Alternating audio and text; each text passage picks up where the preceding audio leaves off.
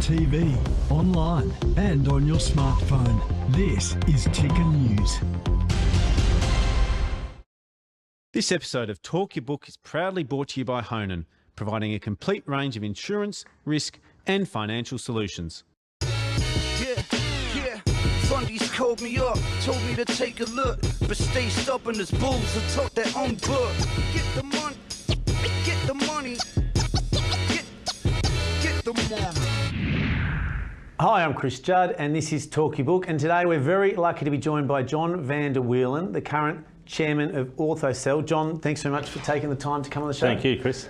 Now, we'll get into Orthocell in a minute, but you've got a very storied executive career overseas. I thought it might be good to touch on some of what your background is leading into this chairmanship of Orthocell. Yeah, sure. So look, very broad, deep financial services. Perth boy originally, and my first job started at the State Government Insurance Office. So that's how I started in financial services. I left school at 15, which is a bit of a different career start to most that are, say, my age and running large organisations. But I sort of grew my way up, then went later into university to study and went to London in 2007, where I was a senior executive with Lloyds Banking Group. And you're over there during the GFC. What was it like working in finance overseas during the GFC? It must have just felt like complete chaos. It was the worst time ever in my career, but I suppose some of the brightest memories and biggest learnings. I remember very well leaving in 2007 saying Australia was too small for me. I was heading off to the big smoke, and God, what a shock I got when it hit the fan in 2008. To put some scale on it for you, at Lloyds Banking Group we chopped 25,000 jobs. In what sort of time frame? Oh, within a period of sort of 4 or 5 months. Wow. I was with HBOS originally, which was Bank of Scotland. I was actually one of the first employees in Australia for Bank of Scotland. But their share price was £11.80 at the peak, and it got taken over at 45p. Many of the staff had all of their savings, their shares, their options, and so on in HBOS. So we endured some pretty tough times, right, which included some staff suicides. I never forget being on the train when they closed Lehman Brothers, and I saw sort of 10 or 12 grown men with cardboard boxes, their portfolios in it. They'd had a few drinks late at night, and many of them were crying on the tube, not knowing what they were going to go home and do and say to people. So it was extremely tough. Personally, I was lucky. I think an Australian accent was the first time it was positive in UK banking. And I sort of got promoted within Lloyds Banking Group and stayed for a further 3.5 years to see out the crisis and sort of restructure a lot of their wealth division. What would be your advice going back, if you could give yourself some advice just as the shit hit the fan in 2008, what would you be telling yourself? Yeah, so first piece of advice, and I know you'll do this with investments, but telling people to diversify. So people that I worked with not only had their job with HBOS, they had all their personal shares and bonuses that they'd kicked, as they call it those days, kicked their cash bonuses into shares and share options. So they had their job, their long service and all of their equity sitting in one company. Big lesson for me. I lost money, but I was always diversified because of my investment background. So that was one. And then two is, don't let the hubris and arrogance kick in, right? London and US was booming at the time before the GFC. You look back on it now and understand that it was driven by debt, it was driven by asset bubbles, it was driven by a lack of the diversity and understanding the investment market. So the lesson I've taken out of it is just keep that little bit of conservative wit about you because I'm sure things like that'll happen again. We didn't expect the pandemic either, did we? So, you know. And as I said, we'll dig into Orthocell in a minute, but we're in an interesting inflection point now in the world. US election behind us now. As people I speak to, there's a chunk feel it's going to be a completely transformative period and everything's going to change. And then a lot of people think it's going to be more of the same, albeit with a different face, looking back at us in the world's most powerful country. How are you viewing from a helicopter view what's going on around the world and perhaps what's your view on Australia as well?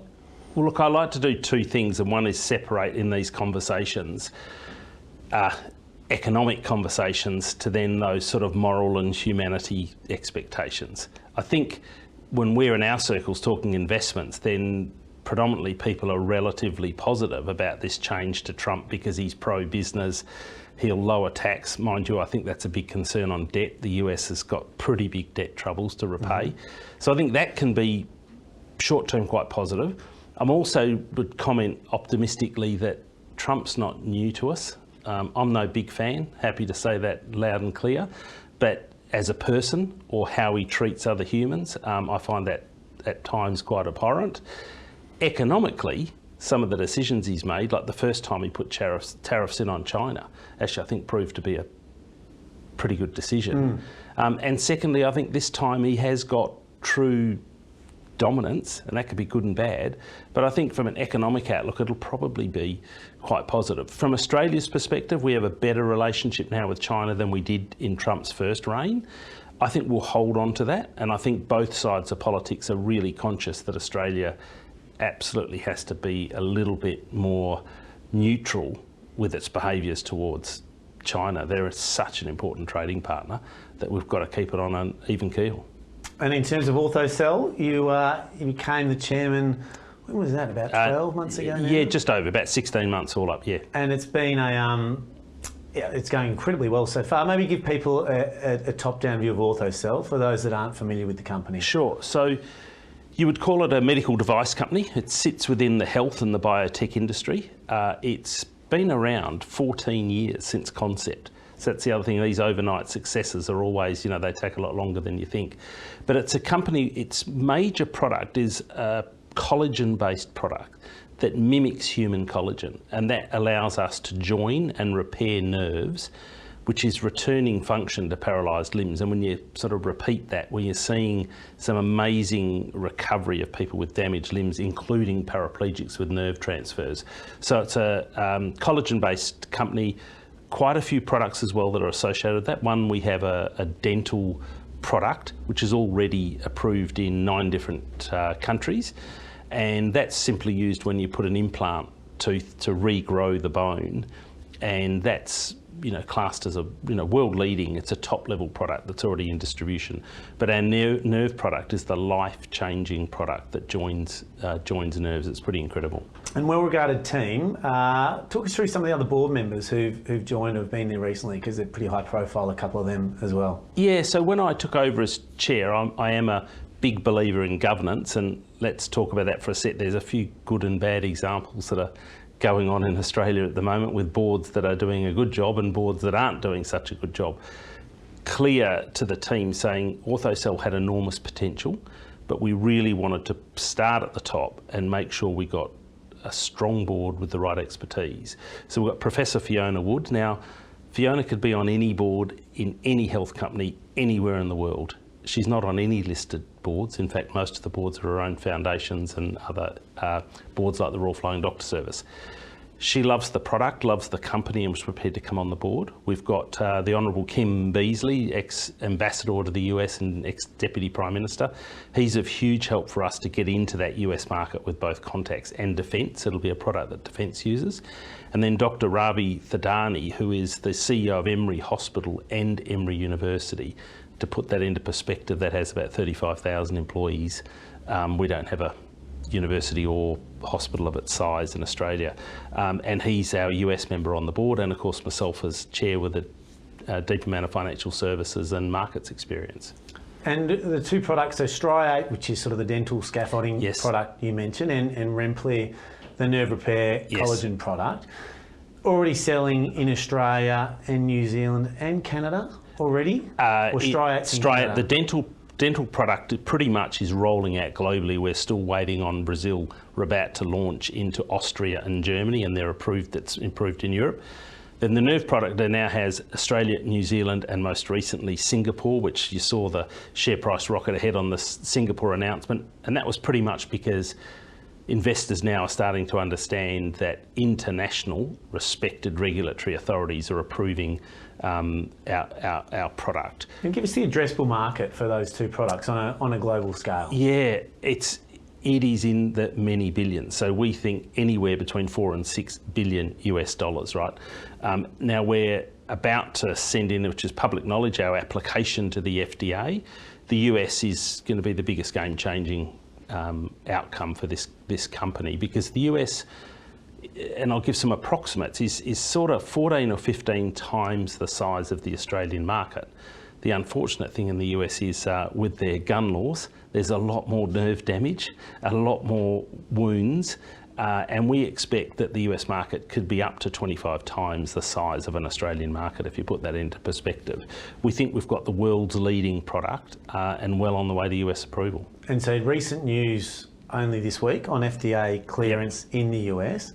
What are the remaining steps for that to occur, and when are you forecasting first sales into the US? Gotcha. So what we did was we've just released the data, which is what goes into the compilation of the study and the study again proved that we had an 85% return to use of nerves that had been completely severed. So you sever the nerve in the rat study, you join the nerves back together, you restudy those, and it's shown that 85% of times a full muscle recovery has taken place with the nerve, which is pretty amazing. So that goes into the data.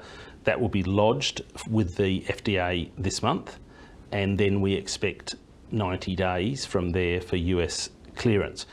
It's important to state, though, from Orthocell's perspective, we've already done what you call pre-submissions. So we've been with the FDA on 2 previous submissions on this same product. So we have completed the studies, we're ready to go, we'll submit that, and we're really positive about the outcome. And what sort of top line growth are the 2 products seeing in existing markets where they're being used? Yeah, so the company's revenue has grown 9.5% quarterly CAGR on quarter, and that's 8 quarters in a row. We expect that to start to pick up, especially now that we have Singapore approval and revenue will come in shortly. We've then got Austria and Germany on Striate. The US, we've got 2 new very senior employees already underway. For several years, we've been talking to US surgeons. We regularly run roadshows on the product. Some of the universities, Washington University, in fact, has the product and has been testing it. So unlike many companies that enter the US, we've spent a couple of years on preparation, and that can be the danger with investments, right? You can get clearance, but if that means you're not ready to go, we are ready to go. We expect revenue probably in that second quarter, so it'll be late May, June. We expect to get our first sales in the US next year. And would you expect that to be a step change from the revenue growth that you've seen so far, or do you expect that sort of 9.5% quarterly growth to be consistent? No, I think the growth will pick up. Always difficult to predict growth. If I took the long-term outlook... Not a forecast, John. Correct, exactly. Not a forecast, clear on that. The long-term outlook is just so positive. And the other point to really look at is, Orthocell's got $33 million of cash. Yeah. We'll get our R&D rebate, circa 3 million, coming in relatively soon. And then whilst our expenses will increase slightly, we've already got employees in the US, we're already doing a lot of work. The money's been spent on the research and development and our applications already. So I think another positive is, yes, expenses will go up, but revenue will go up faster, and we'll bridge that gap, I think, relatively quickly towards positive cash flows. And so current funding levels and manufacturing capacity is enough to get you into the US expansion and get growth significantly higher from here? Yes, definitely. And look, great question about, I would like to highlight for people that there's so many medical inventions in pharmaceuticals, and I'm involved in another company actually that was the old Pfizer business in Australia. Now that's called a CDMO. It produces medical product for other companies.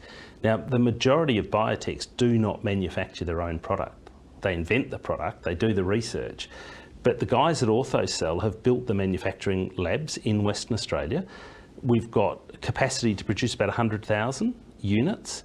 And we can and will, what a nice problem to have is that we have to add another module on to produce more product. But the benefit for it as an investor is we own that manufacturing margin. So in addition to that sort of retailing the product, we own the manufacturing margin, and that's incredibly powerful. And talk us through the cost per unit and the sort of margins involved, just so people can get the scale. So significant margins, and part of that comes from this product, and you had a demonstration of it some time ago, but it's a very small, it looks like a piece of paper. It sits in a sterile package, and those packages are lightweight. they have a 3-year shelf life, and we can distribute them anywhere in the world relatively cheaply. In fact, a US surgeon asked us how quickly could we get the product to them, and I mean we could express post that tomorrow.